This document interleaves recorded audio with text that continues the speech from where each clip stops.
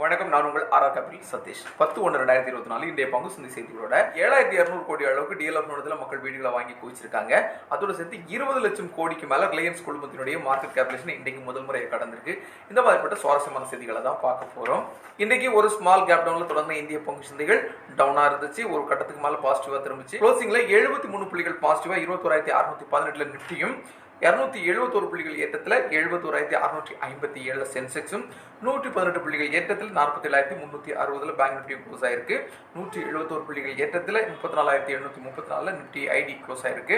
12.97 Walter இண்டெக்ஸும் 83.05 காசுகளை Indian ரூபியும் close ஆயிருக்கு. நிப்டியில பட்டியலிடப்பட்டுள்ள நிறுவனங்களை இன்றைக்கு 1139 நிறுவனங்கள் ஏற்றத்திலையும் 990 நிறுவனங்கள் இறக்கத்திலையும் முடிவடைஞ்சிருக்கு. சிப்லா, அடானி என்டர்பிரைசஸ், ரிலையன்ஸ் இண்டஸ்ட்ரீஸ், HCL, அடானி போர்ட் இந்த நிறுவனங்கள் எல்லாம் நிப்டி 50 இன்றைக்கு positive ONGC, Divi's Lab, NTPC, PPCL, Power Grid இந்த நிறுவனங்கள் எல்லாம் நிப்டி 50ல டாப் லூசர்ஸ் ஆகும் இருந்தாங்க.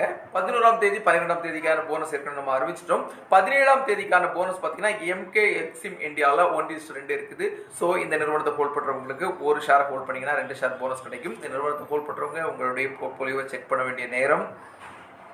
இன்டர்நேஷனல் மார்க்கெட்ல கமாடிட்டிஸை பொறுத்தவரை கோல்டு ஒரு அவுன்ஸுக்கு $2037.75, $23.13 ஒரு அவுன்ஸ் சில்வரும், 73.11 WTI க்ரூட் ஆயிலும், 78.38 பிரெண்ட் க்ரூட் ஆயிலும் ட்ரேட் ஆயிட்டு இருக்கு.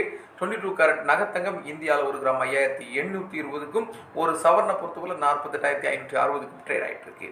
24 கேரட் சுத்த தங்கம் ஒரு கிராம் 6,111 ரூபாய்க்கு ட்ரேட் ஆயிட்டு இருக்கு. 1,721.35 கோடி அளவுக்கு எஃப்ஐகள் இன்றைக்கு இந்திய பங்குசந்தையில் வித்திருக்காங்க. 2,080 கோடி அளவுக்கு டொமஸ்டிக் இன்ஸ்டிடியூஷனல் இன்வெஸ்டர்ஸ் வாங்கியிருக்காங்க. முக்கியமான செய்திகள்ல தமிழ்நாட்டில் நடந்த குளோபல் இன்வெஸ்டர் மீட் போல குஜராத்லயும் தொடங்கி இருக்காங்க. அங்கேயும் நடந்துட்டு இருக்கு. இந்த குளோபல் சமிட்ல நிறைய முதலீடுகள் அந்த மாநிலத்துக்கு வந்துட்டு இருக்கு. இந்த முதலீட்டோட ஒரு பகுதி ரிலையன்ஸ் குழுமத்தினுடைய தலைவர் திரு முகேஷ் அம்பானி பேசும்போது இன்னைக்கு ரொம்ப உணர்ச்சி மிகுதியா பேசினாரு. ஏன்னா ரிலையன்ஸ் குழுமம் முதல் முறையா 20 லட்சம் கோடி மார்க்கெட் கேபிடேஷன் கடந்திருக்கு. இந்திய பங்கு சந்தைகள்ல பட்டியலிடப்பட்டுள்ள ரிலையன்ஸ் இண்டஸ்ட்ரீஸ், ஜியோ, அதே மாதிரி நெட்வொர்க் 18, டிவி 18 உட்பட 11 ரிலையன்ஸ் குழும பங்குகள் இந்த 20 லட்சம் கோடி மார்க்கெட் கேபிடேஷனை கடந்திருக்கு. ஸோ அதனாலதான் அவர் இன்னைக்கு உணர்ச்சி மிகுதியா பேசியிருக்காரு. ரிலையன்ஸ் நிறுவனம் எப்பவுமே குஜராத் நிறுவனம் சொல்லலாம் பேசியிருக்காரு. குஜராத் மாநிலத்தை மிகப்பெரிய முதலீடையும் நாங்க பண்ண போறோம், எக்ஸ்பேண்ட் பண்ண போறோங்கிற ஒரு அறிவிப்பையும் வெளியிட்டிருக்காரு. உண்மையிலே இந்திய நிறுவனங்கள் இந்த மாதிரி மார்க்கெட் கேபிடேஷன் எல்லாம் அதிகரிக்கும் போது நமக்கு சந்தோஷமா தான் இருக்கு. ஏன்னா அதுல பண்ணிருக்கக்கூடிய முதலீட்டாளர்களுடைய பணமும் வளர்றதுக்கு வாய்ப்பு இருக்கு இல்லையா. அடுத்த செய்தி பாத்தீங்கன்னா டிசம்பர் 22, 23, 24 இந்த 3 நாட்கள்ல டிஎல்எஃப் குழுமம் வெளியிட்ட ஒரு அபார்ட்மெண்ட் சேல்ஸ்ல ஏறத்தாழ 7,200 கோடி அளவுக்கு சேல் நடந்திருக்கு. 25 ஏக்கர் பரப்பளவுல டெல்லியில, குருகிராம்ல இந்த அபார்ட்மெண்ட் மாடல் அவங்க கொடுத்திருந்தாங்க, அனௌன்ஸ் பண்ணியிருந்தாங்க. இதுல டொமஸ்டிக்ல இருக்கக்கூடிய பணக்கார மக்களும் சரி, அதே மாதிரி NRIக்களும் சரி அதிகப்படியான வீடுகளை வாங்கி குவிச்சிருக்காங்க.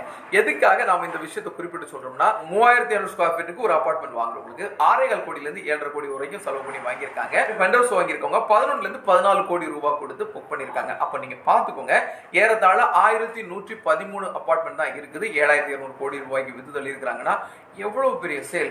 10-20 லட்சம் ரூபாய்க்கு ஒரு வீடு வாங்குறதே கனவா இருக்கும் போது இந்த மாதிரி 6 கோடி 7 கோடி கொடுத்து வீடு வாங்கியிருக்காங்க. அதனுடைய ஒத்த மதிப்பு பார்க்கும்போது 7,200 கோடிங்கும் போது உண்மையிலே மலைப்பா இருக்கு.